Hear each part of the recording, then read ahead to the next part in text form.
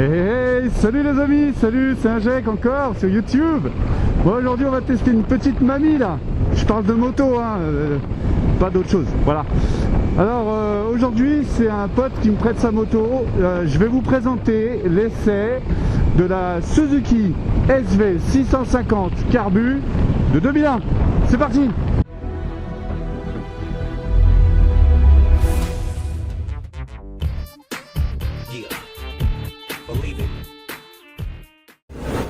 Bon alors pour commencer, merci à Jean-Marc de me prêter son petit joujou, son petit utilitaire, son petit déplaçoir. C'est une moto qui mérite un peu mieux que le terme de déplaçoir parce que c'est pas si mal en fait, hein. J'avais des a priori.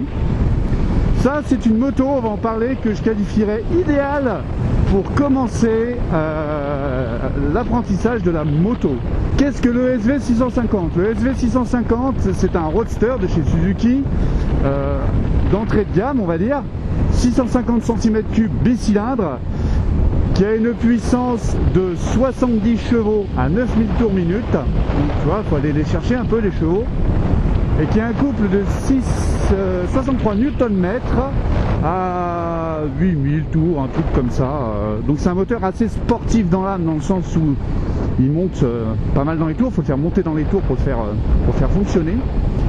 Et là, j'avoue que je suis pas mal surpris après l'essai du V-Strom. On voit vraiment la différence entre les SV Carbu et puis les moteurs à injection un peu aseptisés, Euro 3, Euro 4, tout ce que vous voulez. Parce que je trouve qu'il a du tempérament ce petit moteur, j'aime beaucoup. Hein. On est sur 189 kg tout plein fait, donc c'est une moto qui est accessible en termes de poids. 80 cm de hauteur de selle, 805 mm pour être précis, donc c'est haut, on met facilement les pieds par terre. Moi je fais 1m76, il est évident que je mets les pieds facilement par terre. Et bah dessus, je me sens un peu bizarre au début. Les cale-pieds, les repose-pieds sont assez hauts. Le réservoir t'écarte un petit peu les cuisses, on sent que c'est de l'ergonomie un peu à l'ancienne. Par contre le cul, on est super bien. Les bras sont pas trop tendus, ils sont un peu vers le bas. Et au niveau du confort de selle, c'est comme on faisait à l'époque, quoi. C'est mou, c'est top, hein. Ça n'a rien à voir avec ce qu'on fait aujourd'hui, hein. Alors là je suis en train de prendre mes premiers virages, on va attaquer un petit peu de Beaujolais pour changer là. La première chose que je peux vous dire, c'est que ça s'emmène bien, qu'à faible vitesse le train avant paraît un peu lourd. Mais par contre quand on roule, ça se comporte comme une moto de cet âge là, hein. C'est une moto qui a 20 ans. La seule truc qui me paraît un peu bizarre, c'est du peu de virages que j'ai pu faire, c'est le châssis. Ça, faut dire la vérité, ça saucissonne un petit peu, mais ça en fait une moto confortable, qu'on peut utiliser au quotidien sans aucun souci, qui a son petit caractère. Après pour attaquer c'est peut-être pas le must, mais en jeune permis sincèrement c'est le top. Donc là on est à 70 chevaux, il faut savoir que les premières en jeune permis se brident à 34 chevaux, 25 kW. Les nouvelles, qui sont un peu dans le même style, elles se brident en 47.5, tu peux les acheter directement en 47.5. Donc Suzuki a fait la SV jusqu'en 2012 je crois.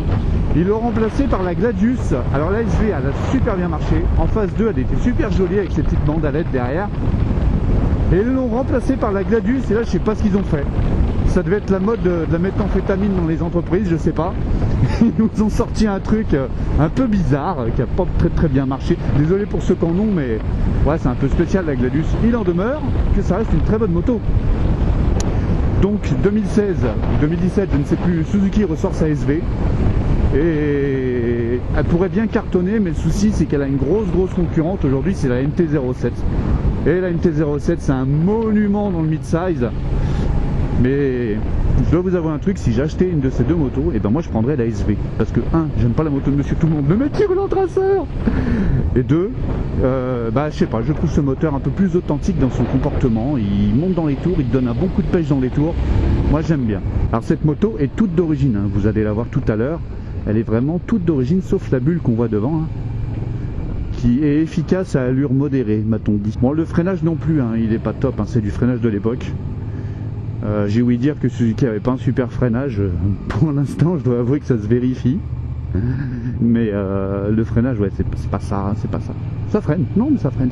Alors au niveau des freins, on est sur un double étrier, ce qui est plutôt pas mal. Pas double étrier, mais double disque, vous m'avez compris.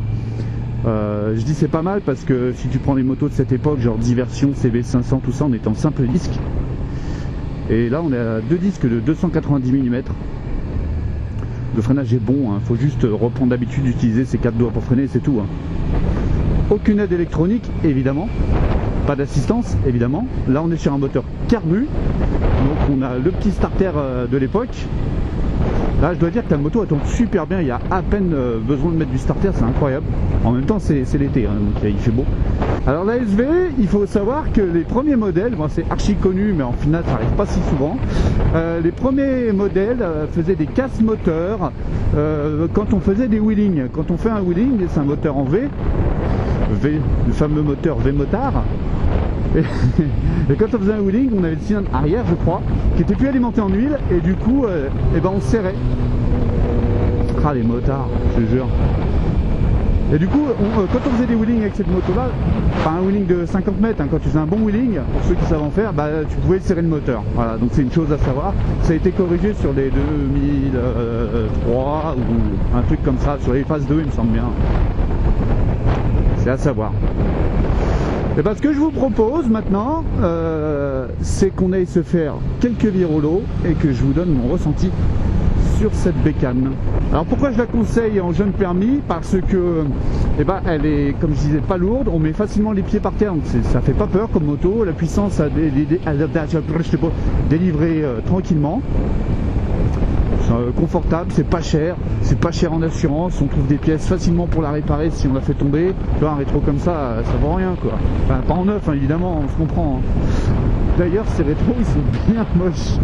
Mais je sais pas ce qu'ils ont Suzuki avec leurs rétros des fois, mais ils sont bien moches, des bonnes oreilles de Mickey, un arrête de Mickey. Moi je profite de cet petit instant bucolique pour vous dire que là je monte au Fût d'Avena.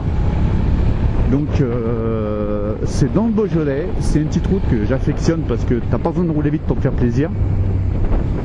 Il y a largement de quoi s'amuser à 80 km/h bien sûr. Bon, c'est pas une moto, tu la poses en virage et elle y reste, hein. Faut corriger un petit peu.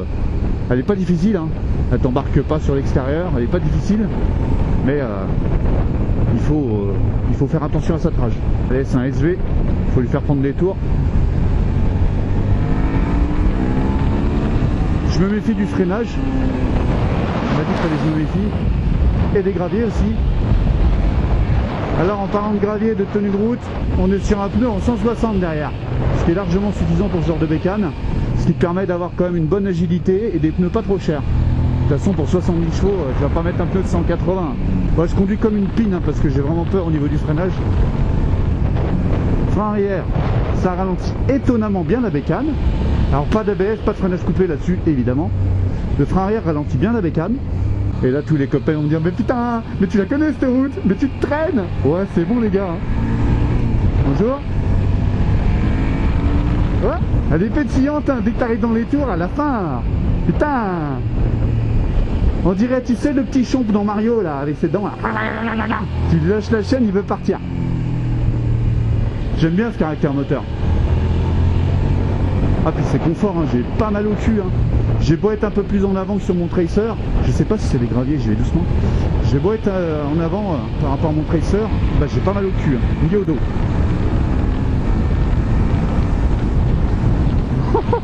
Mais ça marche bien cette connerie. Mais ça marche carrément bien ce petit machin. C'est un petit bijou qu'il a trouvé là. Le mec il s'extasie sur un SV. Mais non, mais moi les gars, j'aime les motos simples. J'aime pas l'électronique moi. C'est sympa mais... Putain, et là c'est une moto qu'on peut acheter pour 2000 balles quoi. 2000 balles. Regarde, elle a la niaque. Elle a pas la niaque sur le freinage par contre, mais... Elle a la niaque cette petite moto.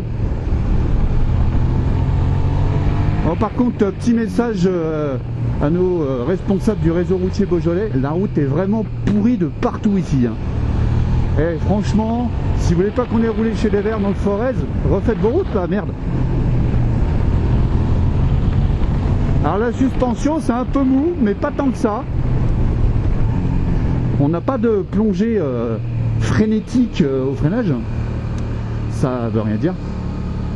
Je penche pas, je sors juste ma cuisse, ma grosse cuisse bien grasse, ça c'est tout. Ah, Mais j'aime bien ces petites conneries. Ah bah on arrive là où je voulais vous montrer. Regarde-moi ça. Vous allez voir. Regarde-moi ça comme c'est beau. On est-il pas beau dans le Beaujolais? C'est dommage, vous allez louper le Mont Blanc, on le voit pas là aujourd'hui. Venez rouler ici, je vous invite. Venez, je vous fais les petites cartes, les petites maps, y a pas de souci. Allez, on va regarder ça.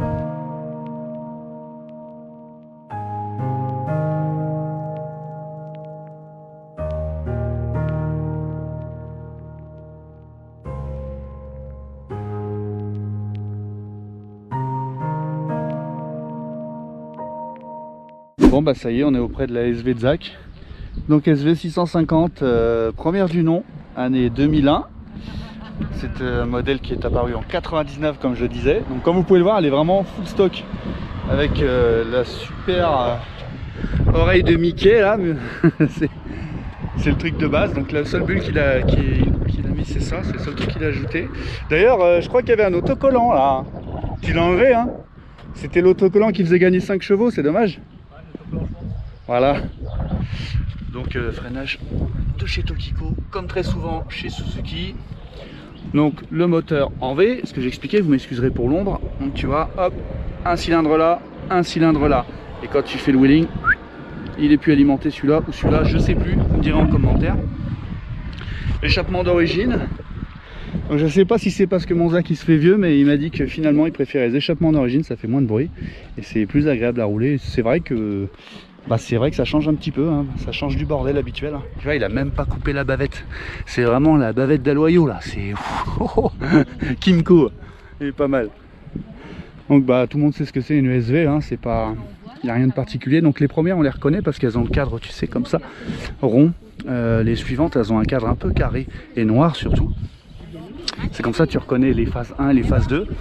Et l'autre différence aussi, allez on reprend, on attend que le club du 3e âge soit parti. Donc la phase 2, elle a aussi les fameux feux qui sont très reconnaissables. Donc elle a 2 bandes de LED qui sont fort sympathiques. Donc ça c'est vraiment à l'ancienne. Et celle d'après, la Gladius, elle a repris un petit peu cette forme là. C'était un peu le bio-design, c'est un peu la mode. Il a laissé même les clignotants d'origine. Elle est toute d'origine cette moto. Par contre elle tourne à merveille, on croirait qu'elle sort d'usine. Kitchen tout neuf. Ah, franchement, faut que tu la gardes hein, cette moto hein. Oh, je sens qu'on va s'en prendre une bonne. Oh, à mon avis. Bon, on va reprendre la route. Bon, Zach il tient à ce que je monte le compteur parce que comme il m'a dit que c'était bourré de technologie, c'était important.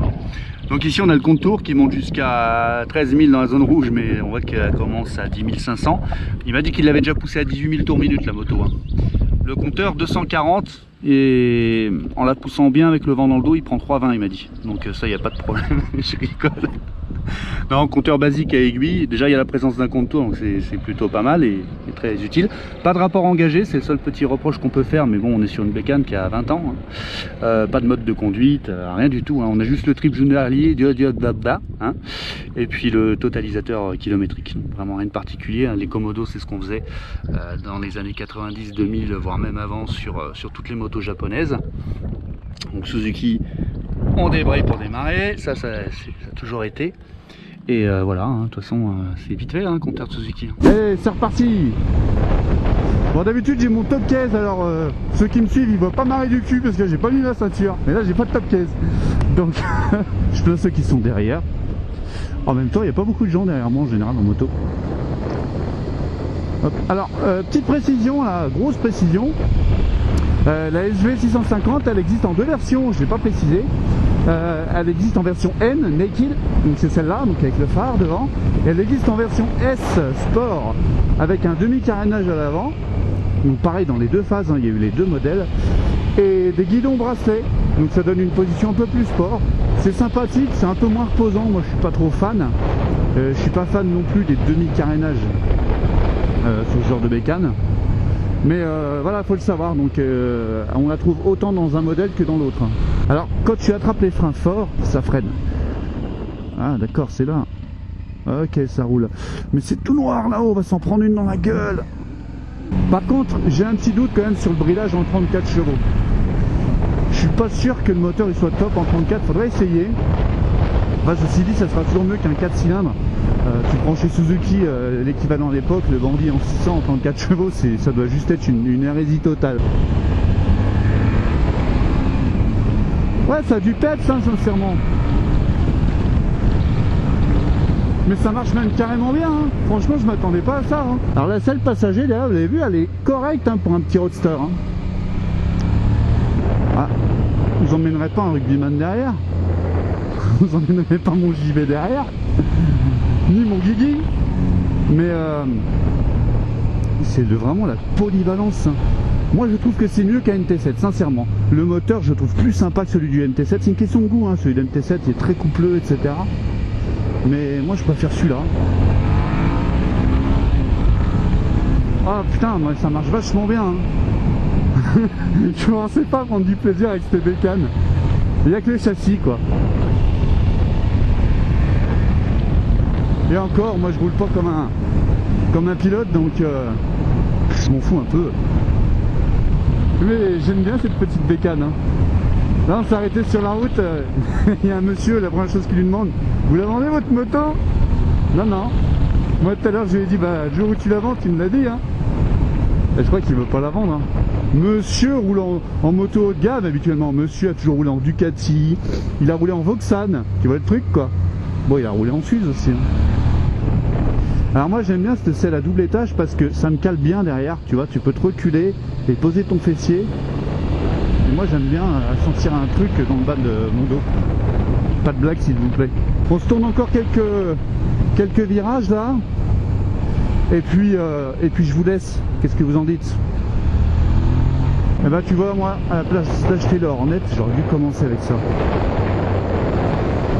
C'est tellement simple. Wow. On voit les limites de la bécane quand même. Ouais, je préfère mon Hornet en fait. Ah là là, je sais pas s'il m'a vu. Ouais, il va rigoler en tout cas. Bon, merci Jean-Marc pour... ouais, je dis Zach au début, je dis Jean-Marc après, il comprendra.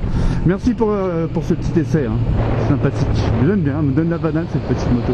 Les amis, eh ben, il est temps que je vous laisse.